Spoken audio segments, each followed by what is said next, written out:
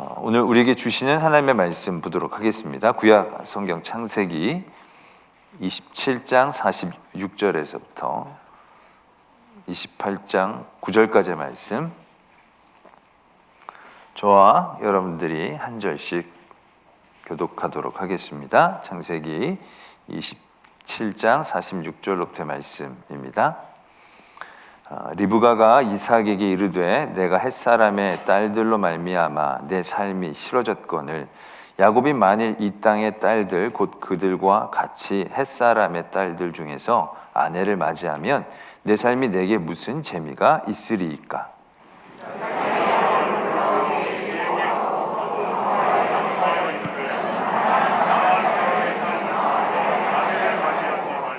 일어나 밧단 아람으로 가서 내 외조부 부두엘의 집에 이르러 거기서 내 외삼촌 라반의 딸 중에서 아내를 맞이하라.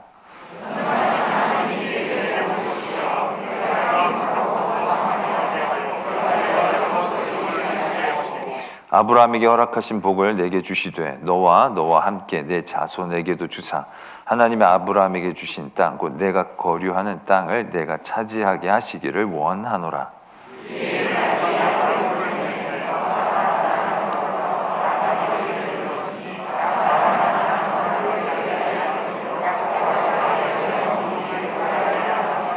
에서가 본즉 이삭이 야곱에게 축복하고 그를 밧단 아람으로 보내어 거기서 아내를 맞이하게 하였고 또 그에게 축복하고 명하기를 너는 가나안 사람의 딸들 중에서 아내를 맞이하지 말라 하였고 에서가 또 본즉 가나안 사람의 딸들이 그의 아버지 이삭을 기쁘게 하지 못하는지라 이에 에서가 이스마엘에게 가서 그 본처들 외에 아브라함의 아들 이스마엘의 딸이요 느바요스의 누이인 마할랏을 아내로 맞이하였더라. 아멘. 하나님의 말씀입니다. 이 시간 지난주에 우리가 이삭이 야곱에게 축복을 하고 난 뒤에 에서가 이제 들어와서 그 일에 대하여 울분을 토하고 또 야곱에게 보복을 가하겠다 결심하는 그런 대목까지 우리가 살펴보았습니다. 그런 에서의 모습을 바라보면서 이제 어머니 리브가는 걱정을 하면서 방법을 내어 놓습니다. 야곱을 자기 이제 오빠 집으로 도망하게 하는 겁니다. 이제 곧 이삭이 돌아가실 것 같으니까 이삭이 돌아가고 나면 자기가 큰아들을 제어할 자신이 없게 되니까 한날에 둘째도 죽고 둘째를 죽인 큰아들도 분명히 죄를 묻게 되니까 둘 다 잃을 수는 없는 노릇이니까 둘째를 보내게 되려는 마음을 품습니다. 그리고 나서 그것을 이제 남편에게 이야기를 합니다. 야곱에게 얘기할 때는 네 형이 이제 원한을 품어서 너를 죽이려고 하니까 너는 도망을 가라라는 그런 이유를 들었고 남편 이삭에게는 또 다른 명분을 제시합니다. 어떤 말을 하느냐면 내가 지금 에서가 이미 결혼을 2명하고 했는데 햇사람의 딸하고 결혼을 했습니다. 2명의 며느리가 너무 싫다는 거죠. 그래서 내가 또 야곱도 이쪽 지역에서 결혼을 하면 난 진짜 살 자신이 없다. 그러니까 우리 동족에게서 아내를 구할 수 있도록 야곱을 우리 오빠네 집에 보내자. 그렇게 제안을 합니다. 그 일을 이삭이 굉장히 합당하게 여기게 되죠. 그래서 야곱을 불러다가 축복을 하고 당부를 합니다. 가나안 사람들 딸 중에서 아내를 맞이하지 말고 우리 외삼촌 라반의 집에 딸들이 있다고 하는데 거기 가서 결혼을 해라 라고 얘기하면서 축복을 하고 보내는 그런 장면이 오늘 적혀져 있습니다.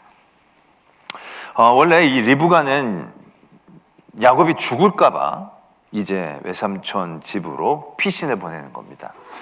그러나 그 대목에서 이삭에게도 그렇게 얘기할 수는 없지 않겠습니까? 큰애가 완전 죽이려고 그런다. 이 말을 아빠한테 못 하잖아요. 그러니까 명분 삼아서 했던 얘기가 46절에 있는 말씀입니다. 근데 리브가가 어떤 명분을 만들어내기 위해서 얘기를 한 것일 수도 있지만 어떻게 보면 이 말씀이 하나님이 원하시는 뜻과 합당한 명분이 아닌 분명한 이유가 되어지는, 그래서 이삭에게도 그것이 받아들여지게 되어지는 그런 내용이 되어진다는 것이죠. 아까도 말씀을 드렸지만 리브가는 그 두 사람의 며느리가 싫었던 것입니다. 그래서 라반의 집에 가서 딸을 얻어오기를 원했다라는 얘기죠. 우리는 이 대목에서 이렇게 생각하기 쉽죠. 이쪽 지역 사람들이 마음에 안 들어서 좋은 혼처를 찾기 위해서 그곳에 보낸다, 이렇게 생각하기 쉽습니다. 그러나 그쪽이 좋은 혼처라는 그러한 분명한 이유는 솔직히 없습니다. 그 사람들이 하나님을 잘 믿었다? 그렇게 얘기할 수는 없습니다. 왜냐하면 레아와 라헬이 그 고향에서 나오게 될 때 이런 장면이 있습니다. 라헬이 그 아버지의 드라빔을 훔쳐 나오는 대목이 나옵니다. 그러니까 이제 아버지를 등지고 완전히 도망치는 거예요. 그래서 도망칠 때 아버지에게서 가장 소중한 걸 하나 훔쳐갖고 나오고 싶은 마음이 있는 거죠. 근데 그때 선택한 게 드라빔이라는 거예요. 드라빔은 뭐냐면 작은 우상을 의미하는 겁니다. 굉장히 말하자면 우상적인 행동인 거죠. 하나는 친신앙적인 행동이 절대 아닌 겁니다. 이 라헬이. 그걸 가장 금이라도 하나 더 훔쳐놓으면 더 유익할 텐데 금붙이가 아니라 그 조그만 신상을 갖고 왔다는 거죠. 그러니까 레아나 라헬이 탁월하게 믿음이 좋았다, 그렇게 예상하기 쉽지 않은 부분이죠. 물론 이 리브가는 굉장히 좋은 아내였습니다. 처음부터 정말로 그 하나님의 뜻에 대해서 순종하고 지금 이러한 가정사에서도 하나님의 약속을 지키는 쪽으로 이 리브가는 그 일들을 인도해낸 어떤 그런 탁월함이 엿보이는 그런 분입니다. 그러나 레아와 라헬은 솔직히 그런 게 잘 나타나지 않거든요. 맨날 서로 막 더 낳겠다고 막 싸우고 막 그런 것만 있었지, 막 믿음으로 애들을 양육하겠다 이런 부분들이 잘 나타나지는 않는 거예요. 그러니까 레아와 라헬이 영적으로 하나님 앞에 더 뛰어난 사람이기 때문에 하나님이 그곳으로 보내게 하셨다라는 그런 이유는 좀 말하자면 그렇게 깊지 않은 거죠. 이 대목에서 정말로 중요한 부분은 바로 가나안 사람 중에서 아내를 맞이하지 말아라, 반가나안적인 그런 부분이 굉장히 중요한 부분이다라는 얘기죠. 그래서 그 리브가가 내가 그 햇사람의 딸들로 말미암아 내 삶이 싫어졌다라고 얘기하는 대목이 있습니다. 이 싫었다라는 이 원어적 표현이 어떤 표현이냐면 하나님이 가나안 땅에 사는 가나안 백성들을 싫어했다라는 그 단어와 같은 단어를 쓰고 있다는 얘기죠. 그러니까 우리가 아는 그런 고부간의 갈등이 아닌 겁니다. 그러니까 며느리가 싫었다, 우리가 생각하는 그 정도의 애들이 나한테 잘 안 하고 애들 요즘 애들 같고 막 이 정도 얘기가 아니라는 겁니다. 더 깊게, 뼛속 깊게 굉장히 저주하고 굉장히 말하자면 거부하고 싶은 그러한 단어를 사용하고 있다라는 얘기죠. 이 대목에서 많은 학자들은 결국 하나님께서 품고 있는 가나안 사람들에 대한 마음들을 리브가를 통해서 표현하고 계신다라고까지 이야기를 하고 있다는 얘기죠. 어떤 분들은 이렇게 얘기도 합니다. 그 당시에 가나안이란 지역이 워낙 그 바알과 아세라의 그런 경향성들을 갖고 있는 그런 우상 숭배가 많았던 지역. 이래서 그 바알과 아세라를 섬기는 그러한 제사적인 행동들이 굉장히 성적으로 문란한 행동들이 많았기 때문에 그 가나안 지역의 여자들은 아주 같이 사는 걸 보면 진저리가 나서 그런 애들은 이제 싫어서 이렇게 얘기하고 계시는 것이다라고 이제 그 리브가나 이삭이 그래서 가나안 여자를 싫어했다라고 얘기할 수도 있지만 솔직히 구체적으로 그것이 굉장히 싫다라고 얘기하는 것이라기보다는 가나안 땅의 전반적인 죄악에 대한 하나님의 마음들을 표현하고 있다라고 이해한다는 얘기죠. 반가나안적인 태도와 모습들, 이것이 굉장히 신앙인으로서 가져야 할 첫 번째 모습이다라는 것을 우리는 깨달아야 한다는 것입니다. 뒤에서도 보면 이제 이삭이 그러한 일들을 당부하고 아브라함에 대한 축복을 줍니다. 아브라함이 받았던 그런 축복들, 아브라함의 가문들에게 쭉 내려지는 모든 축복들, 그런 모든 축복들의 그 이름을 얘기하자면 약속된 축복이거든요. 그냥 막 그때그때 주는 게 아니라 하나님이 이미 주시고자 약속했다는 거예요. 그 약속한 축복을 이 사람들이 지켜내는 게 중요하거든요. 근데 그 지켜낼 때에 중요한 덕목 중에 하나는 그것이 혼합되지 않게 순결하게 그것을 지키려는 마음이 정말로 중요했다라는 얘기죠. 그래서 그들이 사는 삶의 자리에서 그런 주민들과 섞이지 않는 그런 모습들이 믿음의 자리에서는 굉장히 먼저 선행되어져야 하는 모습이다라는 것을 우리에게 깨닫게 해주신다라는 것입니다. 우리가 이스라엘 유다 사람들이 이방인을 생각하는 마음들의 변천을 좀 봐야 됩니다. 변천이라기보다 예수 그리스도 이후에 변화된 그런 모습들을 우리는 한번 떠올려야 되는데, 처음에 이 이스라엘 사람들에게 이방인들은 말하자면 정화의 대상입니다. 말하자면 깨끗이 치우고 상종하지 말고 관계를 맺지 말아야 될 대상입니다. 그러나 이런 대상이 나중엔 정화의 대상에서 어떠한 대상으로 바뀌게 되냐면 예수 그리스도가 오심으로 인해서 선교적 대상으로 바뀌게 됩니다. 그러니까 우리는 이 두 가지의 모습들을 갖고 있는 그러한 시대에 살고 있는 거예요. 정화의 대상이기도 하지만 선교의 대상이기도 하다.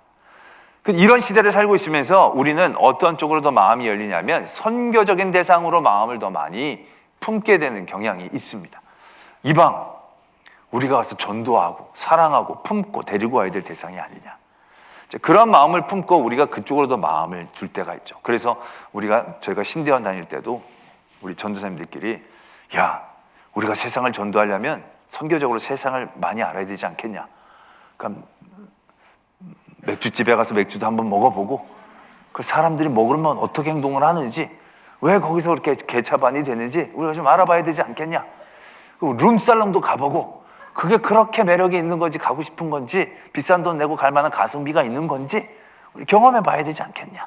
우리가 그때는 디스코텍이라고 불렀던 것 같아요. 클럽이 그때는 없었던 거. 거기도 한번 가서 춤도 춰보고 막 이래야 되지 않겠느냐. 그래야 우리가 선교적인 사역들을 해봐야 되지 않겠냐. 뭐 그런 얘기들을 왕왕하곤 했습니다. 그러나 말만 했지 절대로 하지는 않았습니다. 간이 크지를 못해서 그렇게는 하지 못했지만, 만약에 그렇다고 해서 정말 술집에 있는 사람들을 전도하기 위해서 내가 술을 마셔야겠다, 클럽에 있는 사람들을 전도하기 위해서 선교적으로 내가 클럽에서 제일 춤을 잘 춰야겠다, 내가 맥주집에 있는 사람들을 전도하기 위해서는 주량을 제일 내가 많이 먹어야겠다. 과연 그러면 선교가 되고 전도가 될까라는 것이죠. 가장 여기에서 이제 어려운 부분들이 결혼에 대한 부분들이 그렇죠. 우리도 저도 뭐 청년들을 많이 하면 그런 얘기들을 굉장히 많이 듣죠. 믿지 않는 가정과 결혼을 하는 것, 그런 부분에서 다들 마지막에 이야기하는 항변은 그거죠. 그럼 그 사람은 누가 전도합니까? 그 가정은 누가 전도합니까? 그럼 진짜 할 말이 없죠. 선교사로 죽어라도 가는데 선교사로 결혼하려고 가는 거 뭐 일석이조지 않겠습니까?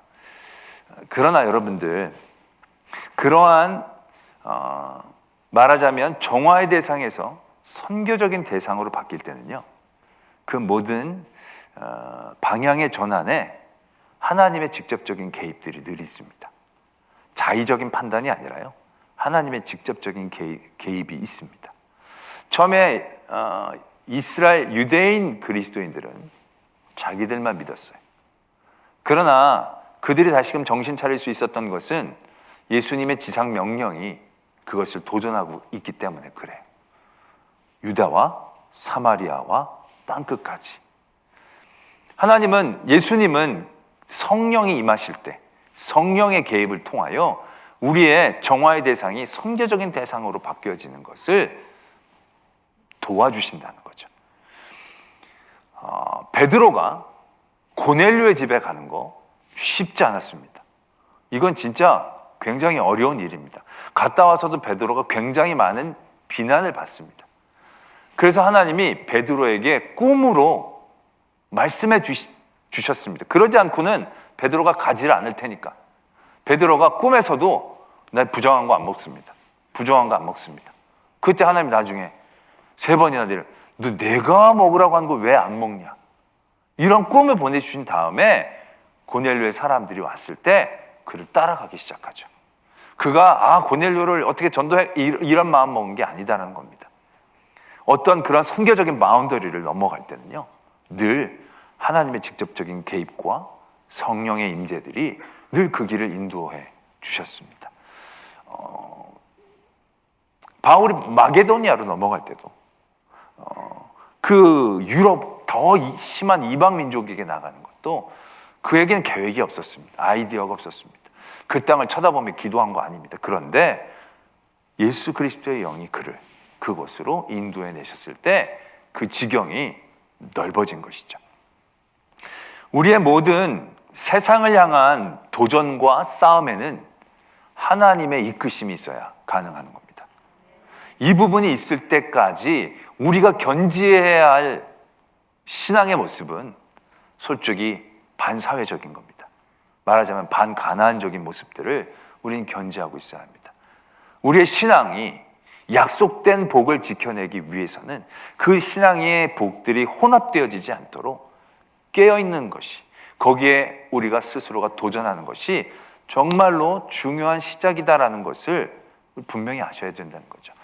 우리가 대부분 선교적인 마인드로 무엇인가를 해석할 때 그걸 잘 살펴봐야 합니다. 제가 아까도 결혼할 때 그 사람 전도해야 되지 않겠습니까? 그럼 저는 말은 못하죠. 그래 알았다, 네 사명이면 가지 그렇게 얘기하지만, 네가 좋아서 선교를 하려고 그러느냐, 선교를 하기 위해서 좋아지는 거냐, 이거 차이라는 거죠. 대부분의 선교사님들은 그 땅이 좋아서 그 땅에 가서 선교하는 게 아닙니다. 그 땅에 선교적인 마인드를 주셨을 때 그 땅이 사랑하게 되어지는 땅이죠. 이게 선교입니다. 이게 선교적인 마인드고 방법입니다. 내가 하와이 갔더니 하와이가 너무 좋아.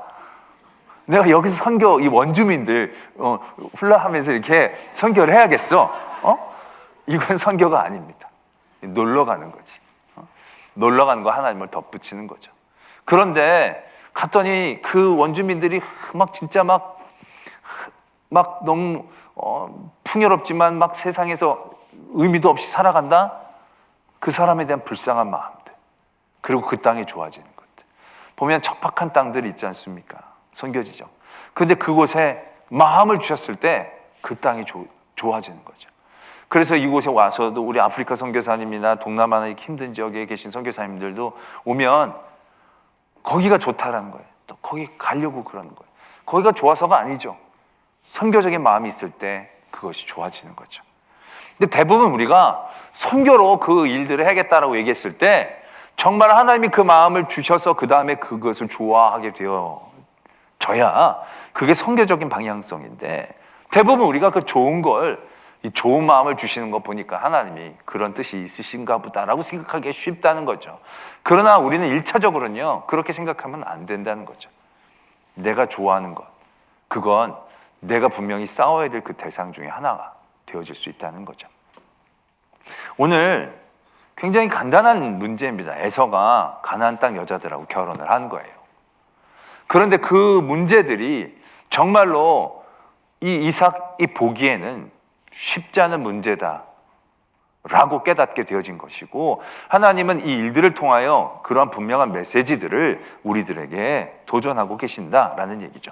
우리가 그 이후로도 보면요, 이 가나안 땅이나 모든 세상의 일들에 대해서 이스라엘 민족들, 택함받은 민족들, 훈련받은 민족들이 얼마나 선교적인 역할들을 잘 감당해냈습니까? 구약 성경에서는요 한 번도 그들이 선교적인 역할을 감당했을까라고 느껴지는 부분들이 그렇게 많지 않다는 거죠. 아주 드문드문 있습니다. 말하자면 여리고성의 라합 같은 사람들, 그들이 하나님의 말씀을 순종하면서 그렇게 전진해 나갔을 때 라합은 그 민족을 보면서 하나님을 느낀 거죠. 근데 그 여리고성 사람들 중에 한 사람이 한 사람 어떻게 보면 그게 쉽지 않았다는 거예요. 그들이 선교적인 역할을 하려고 했던 것도 아니에요. 그들이 정말 하나님의 말씀을 순종하면서 하려고 했을 때 그 모습이 그에게 그런 도전을 준 거지, 그들이 선교를 하려고 라합의 집에 찾아가거나 그런 건 아니죠. 그러면서 그들이 끊임없이 가나안 땅 들어오기 직전에도 모압 민족들과 어떻게 놀아납니까? 그들이 조금만 선대하고 조금만 그들을 환대하는 모습으로 다가오니까 금방 그들의 신앙과 그런 종교적인 그런 것에 빨려 들어가지 않습니까?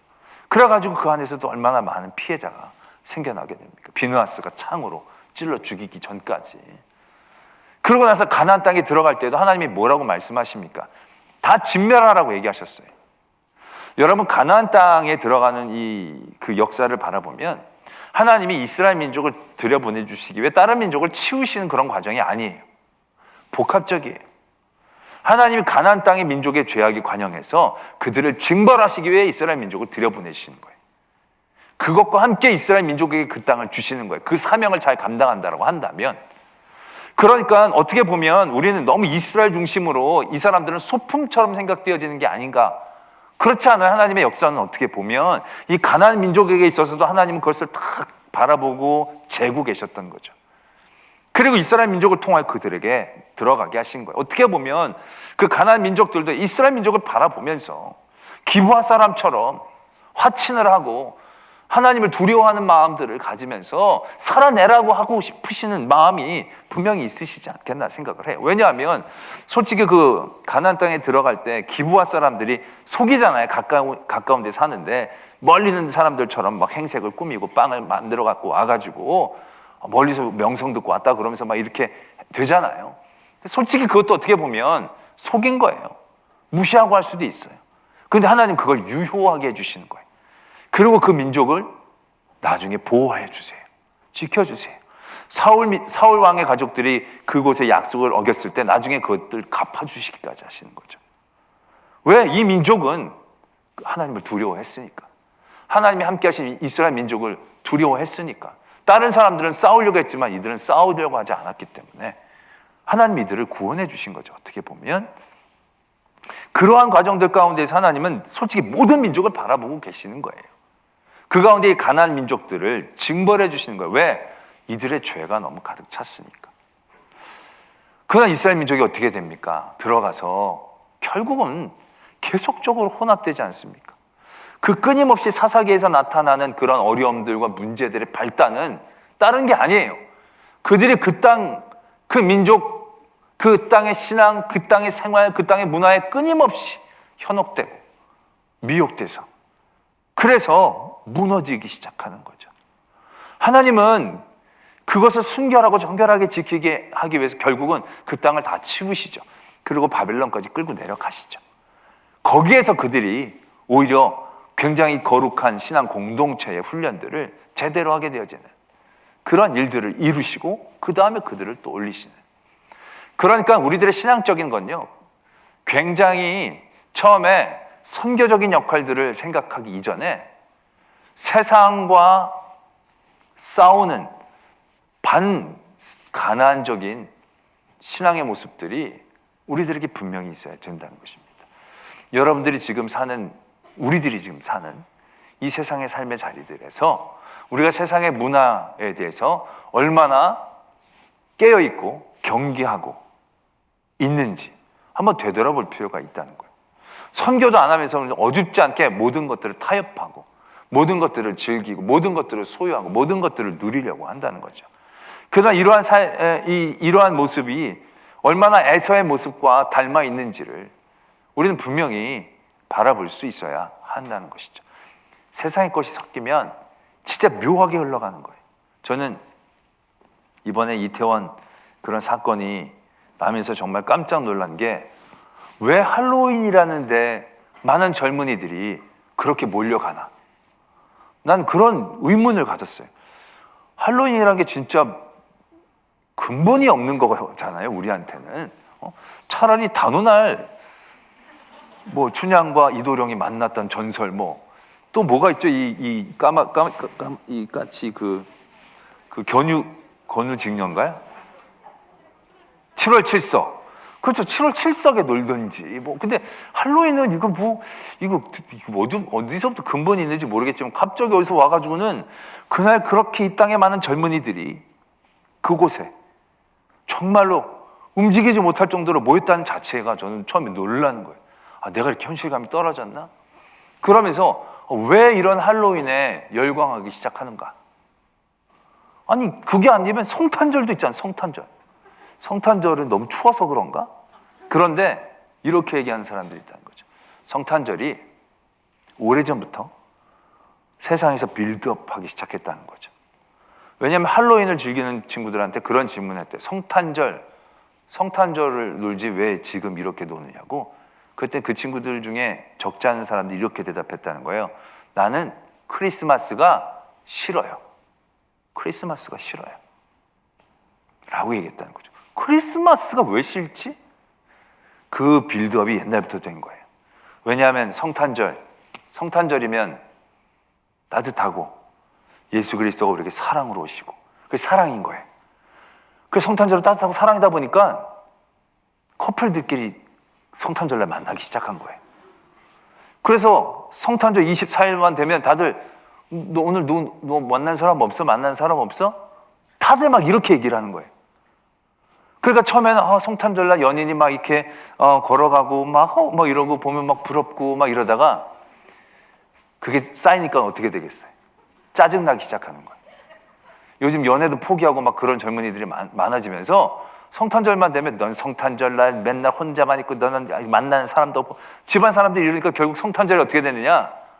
성탄절이 아주 짜증나는 날이 되었다는 거예요. 그러니까 할로윈 속편하다는 거예요. 왜? 귀신 날이니까 까짓 거 커플끼리 만나고 자식도 없고 친구들끼리 가서 그냥 부담 없이 성탄절에 괜히 남자들끼리만 있으면 너희들 뭐냐 막 이러고 막 여자들끼리 있으면 이러니까 다들 그런 게 쌓였다는 거예요. 성탄절이 사랑이죠. 근데 사랑인데 커플들이 왜 만나요 진짜? 나는 그 옛날부터 그렇게 생각을 했었어요. 성탄절 예수님 태어나신 날에 왜 지네들이 만나니? 자기네들 기념일도 아니고. 아니 성탄절이 자기네들랑 무슨 상관인데 가족끼리 있으면 오케이. 뭐 친구끼리 있으면. 근데 왜 그렇게 성탄절날 커플끼리 모여가지고 성탄절에 대한 모든 호텔방, 모든 여관방 다 매진이 돼가지고 자리도 없고 그날 왜 그렇게 뭔 날인데? 근데 그게 성탄절이 사랑이라는 그러한 이름으로 묘하게 혼합되어지기 시작하죠. 묘하게. 그게 수십 년 혼합되어지다 보니까 결국은 요즘 애들은 성탄절이 싫은 거예요. 싫을 게 하나도 없는 날이 싫어지는 거죠. 혼합되어지기 시작하고 나서 그 모든 색깔이 퇴색되기 시작했다는 거죠. 그래서 우리의 신앙은요, 섞일 땐 그 어떤 것보다도 무서워질 수 있다라는 생각들을 해보게 됩니다. 이스라엘 민족이 섞이고 나서부터 감각이 떨어지는 거예요. 자신의 죄들이 죄인지도 모르고 사는 거예요. 이 얼마나 하나님이 주신 놀라운 은혜들, 택함 받은 민족이라는 그 거룩함에 대해서 그들이 얼마나 그것을 헐값으로 써 내려가는가를 분명히 깨닫게 되어지는 대목인 거죠. 그래서 하나님께서는요, 모든 오랜 시간 동안에 결국 이런 율법이나 여러 말씀을 주시는 게 섞이지 말라라는 거거든요. 너희들이 내가 준 복, 그 복으로 지내라는 거죠. 그 복이 가장 완벽하고 영원한 복이니까 그 복 안에 거하라는 거죠. 그리고 나서 그 복을 누리는 성도가 되어질 때 하나님께서 그들을 나아가게 하시는 거죠. 세상으로. 성령이 우리에게 임하시면 그때 성령님께서 우리로 나가게 하실 때 그때 우리가 세상을 향해서 예수 그리스도의 복음을 전할 수 있는 거죠. 그 사랑을 전할 수 있는 거죠. 그들을 먼저 사랑하고 전하는 게 아니라 전하면서 사랑해야 되는 것이죠. 근데 우리는 묘하게 그것도 우리의 입맛에 맞춰서 바꾸는 거죠. 내가 좋아하는 곳에만 가는 거죠. 내가 편한 사람들에게만 만나는 거죠. 내가 좋아하는 것에 선교의 이름을 붙이는 거죠. 그러한 우리들의 신앙의 모습들을 분명히 바라봐야 한다는 거죠. 나중에 에서가 야곱이 이제 가는데 아버지가 축복을 하고 여기 여자 하지 말고 거기 가서 아내를 구해라 라고 했더니 에서가 어떻게 행동을 합니까? 이 여자를 안 좋아하는 거구나. 그래가지고 이스마엘, 그래도 같은 비슷한 동족이니까 이스마엘에게 가서 그 딸의 누이인 마할렛을 아내로 맞이하는 거죠. 이스마엘의 딸인 누구의 누이인 그 딸을 또 데리고 온 거예요. 그래서 솔직히 이 대목이 얼마나 잘못하고 있는 것이냐는 거죠. 솔직히 여기서 이스마엘이 첫 번째로 해야 될 대목이 뭐냐면 그 두 여자를 돌려보내야 되는 겁니다.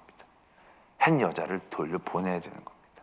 지금은 더 좋은 여자를 데리고 오는 게 중요한 게 아니고 하나님이 싫어하는 사람들과 끊어야 되는 겁니다. 그들이 이스라엘 민족이 바벨론에서 포로로 돌아와서 사회적인 문제 중에 하나가 바로 이것이었습니다. 이방의 여인과 결혼을 하는 거. 우리가 그렇게까지 했는데 그렇게 고생하면서 다시 되찾았는데 이게 뭔 짓이냐. 다 돌려보내라고 얘기합니다. 근데 그걸 끊어내는 게 쉽지 않죠. 되게 비인간적으로 보이지 않습니까? 그런데 하나님의 말씀 되게 분명하고 명료했습니다. 다시금 돌아와서 그 일들을 끝까지 행하게 하십니다. 그 여자들을 돌려보내는 겁니다. 아니 이미 시집 온 사람들인데 거기서 잘 교육시키고 개종시키고 잘 믿게 하면 되지 않겠습니까? 물론 그 여자들 중에서 분명히 그런 사람들도 있었을 거예요. 근데 하나님이 연약한 우리들에게 먼저 원하시는 것은 반가나안적인 깨어 있습니다 라는 것이죠. 왜? 우리가 연약하니까, 우리가 죄에 늘 지니까, 우리의 약속되어지는 축복을 지켜내기 위해서 우리는 반가나안적인 신앙적 태도들이 우리 안에 먼저 있어야 한다는 것이죠. 때문에 우리는 우리의 모든 삶의 자리에서 아미시처럼 살아가는 게 아닙니다. 우리의 모든 삶의 자리에서 내가 대하고 있는 모든 것들에 대하여 선교적으로 깨어 기도해야 되는 건 사실입니다. 그런 기도가 세상을 향한 나의 첫 번째 발걸음의 바른 걸음을 내딛게 해주는 시작이 될 겁니다. 내 좋아서가 아니라 하나님의 마음으로. 그런 모든 일들에 대해서 우리는 세상의 것들에 대해서 늘 우리 스스로가 깨어 있어야 하는 것입니다. 세상의 즐거움과 세상의 기쁨과 유혹에 대해서 내가 얼마나 스스로 하나님 내게 주신 약속에 대해서 철저하게 깨어 있느냐. 우리가 자녀들을 교육할 때도, 내가 세상에서 살아나갈 때도, 뭔 물건을 살 때도 우리가 알게 모르게 얼마나 세상적인 가치관 가운데에 물들어 있는가. 그런 모든 것들 가운데서 내 신앙들이 혼합되어지지 않도록 우리는 그런 부분에 대해서 반가나안적인 도전들을 해 나가야 한다는 것입니다. 우리가 알게 모르게 우리의 삶에 젖어든 가난의 문화가 분명히 있습니다. 그 가난의 문화가 우리들을 더 우리들의 뜻대로 살게 합니다. 에서가 자기 뜻대로 또 이스마엘의 딸을 데리고 오지 않습니까? 이 가난에 물든 생각들은요, 결국 근본적인 가장 큰 차이는 내 삶에 내가 주인이 되는 겁니다. 그들은 신을 섬겨도 자기를 위해 신을 섬기는 거거든요.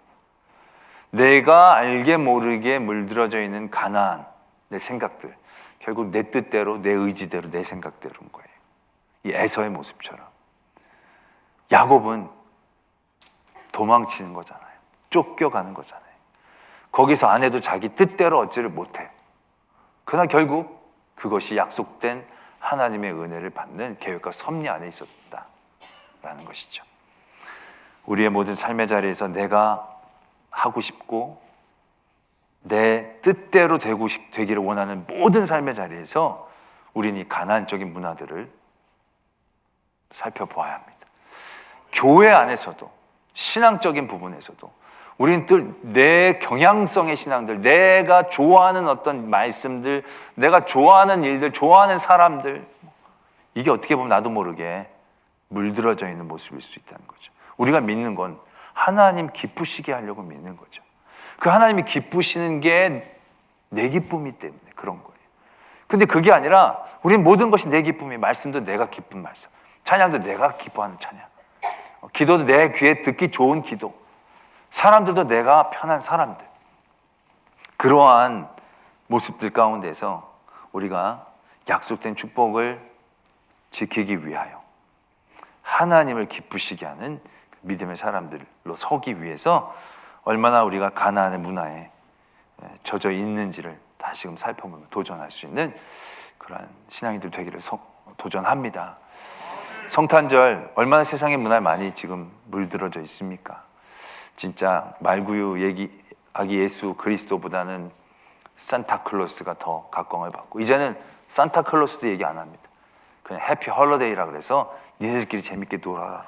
세상이 얼마나 우리를 교묘하게 끌고 있는지를 깨닫고 이러한 삶의 자리에서 성탄의 주인 되신 예수 그리스도, 그분에게 예물을 바치는 동방 박사들처럼 깨어있는 그런 성도가 되어지기를 소망합니다.